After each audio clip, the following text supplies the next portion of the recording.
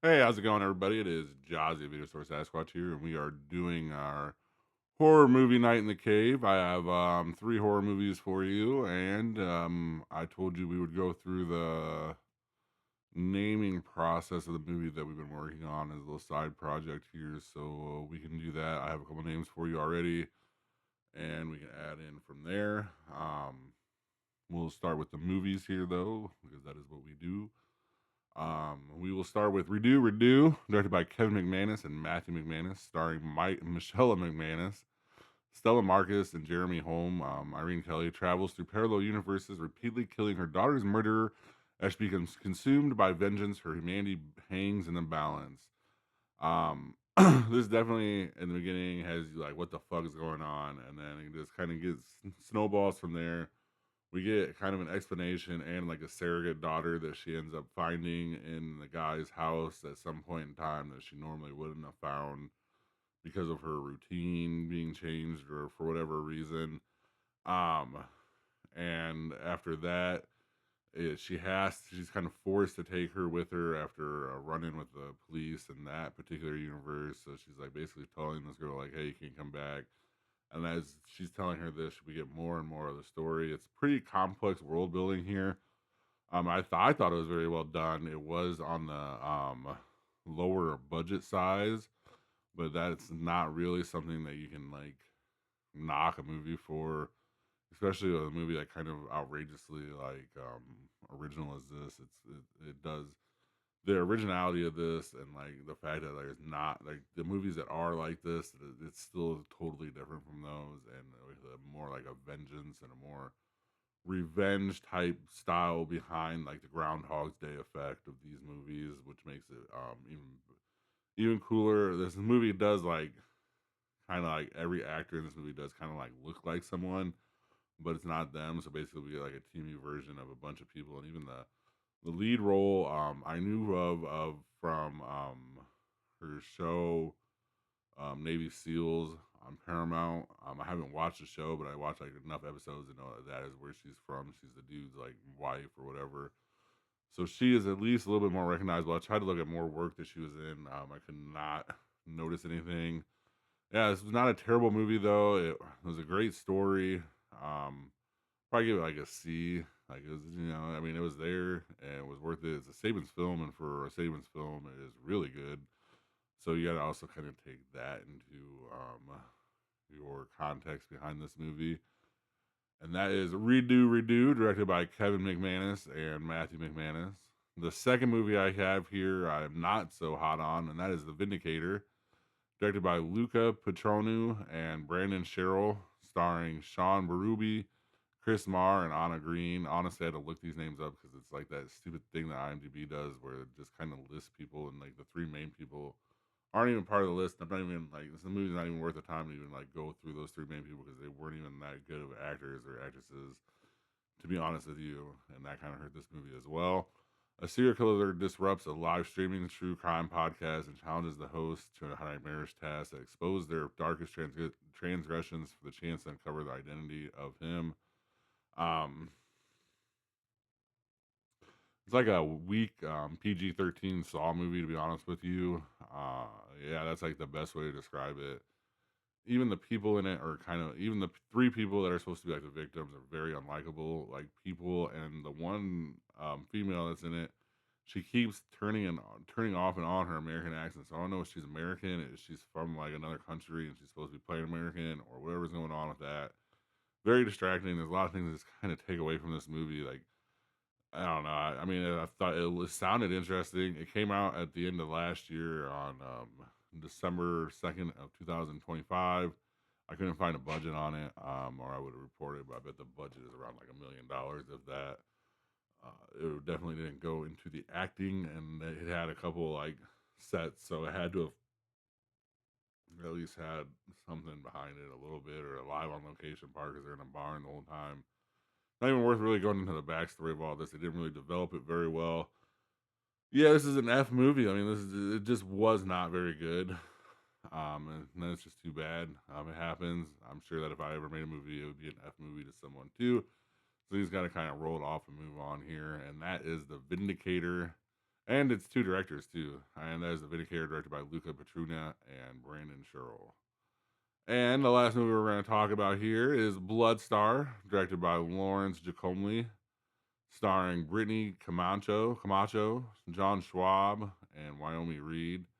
A petty thief driving through the New Mexico desert finds herself the target of a psychopathic small town sheriff who his um, views his bad as a license views his badge as a license to prey on vulnerable young women. She must use all of her street smarts to survive. Obviously a road chase movie. This movie was interesting to say the least. We did get a nice little Mustang chase with a police car. It came out at the end of last year too, as well, and that is November 25th of 2025. So it's just probably a week before the other movie we watched. This one came out. Honestly, this movie, even for its budget and for like the stuff that it kind of lacks, is way better than Vindicator by a lot. And I mean, I'm not really saying much, but it does like kind of jump over to the cheapness and the badness, and the acting is well done, even though you won't know any of the actors. Even the bad guy is kind of like sadistic too as well, so that helps as well. um yeah, I mean, this movie is definitely worth a watch. It's probably on Amazon, I believe, or Shutter. I mean, it's just one of those movies. Like, it just, you get so many different types of horror movies. It's cool to see these like road chases and stuff like this, like kind of like a Joyride back in the day type movie, and where we got like an evil sheriff just kind of chasing you on a dead end highway in the middle of New Mexico, which would not be a good thing. So you gotta kind of take that in consideration too. In this movie, it's only an hour and a half as well, which would be all like, that means you're gonna get. I think it's under an hour and a half. Honestly, I think it's like an hour and 20 minutes. So it's even better for like think about like, hey, it gets in, it gets out, and it gets a point across, and we move on with our day, which is always good for a movie, especially a horror movie. This one, I would this one I would do for like a presentation of like what cheap movies can do well and how they can do it very well. Because this movie definitely didn't have the budget of some of these movies that have came out, but still has like a way better story and everything than it should have. So that is something to consider here. I say I gave one an F. I gave one a C. I'll split it in the middle here and give this one a D plus. You give it a C minus, but I mean, really, with what you're working with and what it is, honestly, a D plus is like a great grade, you know. So I'm sure they will take it and move on. And that was Bloodstar, directed by Lawrence Giacomi. So those are our movies for the week. We kind of went through them very fast. We got three of them done. Pretty good, well done here. We are going to move on to the movie that we've been working on a little side project here. Some things that I have done on my own just to kind of like move along some of this, and I will name like the rest of the people with you right now in this video, or not the rest of people, but at least like three or four more people, and then I'll give you a full list of their names next week on like how we did it with the outline here. Basically, the promoter or the bad guy, his name's going to be Lester Stanger. We will put posters around from old wrestling shoots and stuff like this. It'll be Lester the Strangler Stanger. I believe it's a good, strong German name. We are in Iowa here. It is like a Midwest town. So it is kind of like a family name that I'm like going from my own family from back in. So that is kind of usually how I do these when I do make these. I'm trying to stay away from that with this one to kind of like make it where we can. Ellen Stanger will be the daughter, even though we probably won't even call her name at all. We might even call her just E throughout the movie. There's no reason for her name, but since we are kind of like teasing at the end that she is the daughter and she's still free and she's still working with the promoter Lester, that somehow she has to have a name. You know what I mean? It has to be Stanger too as well because it is his daughter. Um, the hotel name we need. I need that for the tag team that's gonna come into the picture and come into the territory of the people, their names. The singles guy, I need his name that's going to come with the tag team. The main guy, obviously from past, main guy's daughter, which would be the final girl. The boyfriend of the final girl, the mystery single. The photographer and the two OG tag guys, and probably like a girl name too here and there, and a couple other names for the townspeople, but those are the ones that we'll worry about. Plus a hotel name. The original name of the city that everyone's gonna be from that they go to in the barn will be Stream Valley, Iowa. These are not real names of Iowa places. I made up these names. And then the town name that we're going to and will be involved with mostly will be Liberty Falls, Iowa.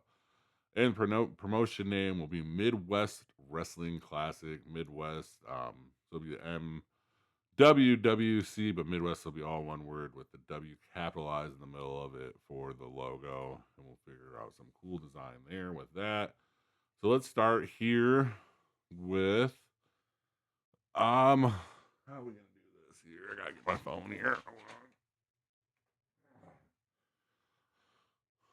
How are we gonna do this here? Let's just start with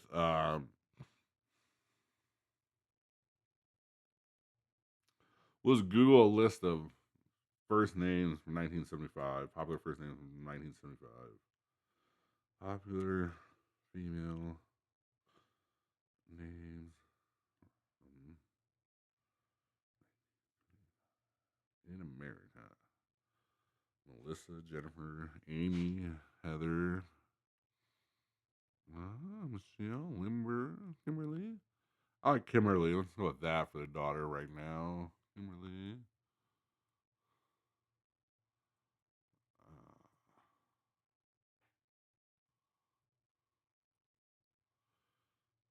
and we got boys' names too here. And the boyfriend's name will be.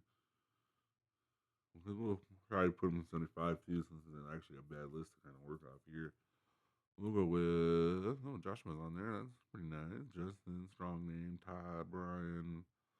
Jose, Travis. I like Travis. Let's go with Travis here. My boyfriend's name. Travis. And then so dad would have to be like what 55. So we'll put like 50 name, 1950 name, popular baby name, 1950. Popular names, 1950. I am sure that this is entertaining for all of you guys. Popular male name in the 50s, but I told you we do only a couple here, and then we'll move on next week and give you the full-on list of everybody. Elvis, popular men in the 50s. That wouldn't be like a bad name, honestly. Like kind of, yeah, I'm named Elvis.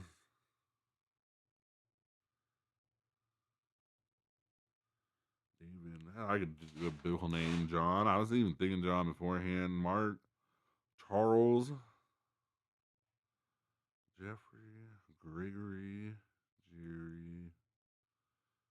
We get a good old Richard, maybe like a Dick. Like it's a pretty popular name back then. You know what I mean? Oh, there's number 7 right there. Richard. We'll go Richard. Call him Dick. That'll be our main guy's name for right now. I'm sure I will change everything, but as we are going, and Richard Petty would have been, yeah, we'll do that, Richard. I like it. And we'll do one more here. We'll do the mystery singles name here, and we'll go back to we'll say, and he could even be a little older than everyone here, so we'll go 1972 popular names.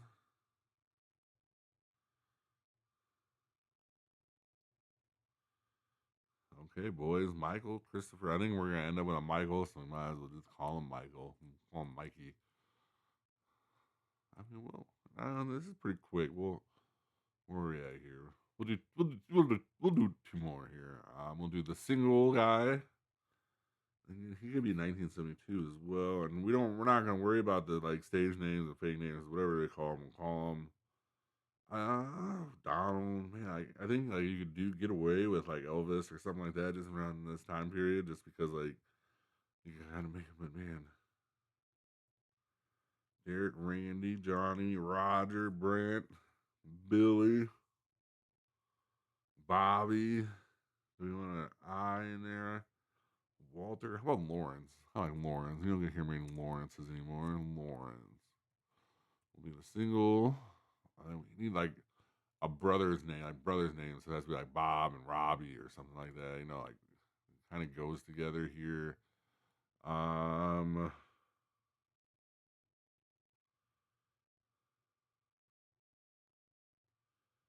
how about I said Bob or Bobby. I mean, that'd be mean to call your kids that. Chad, Dad, Ryan, Donald, and Ronald, George, Douglas, Doug, and Jerry and Gary, Terry, Jerry and Terry. So because it's gonna go together. Oh man, I'm just looking through this list. We're at 100, and I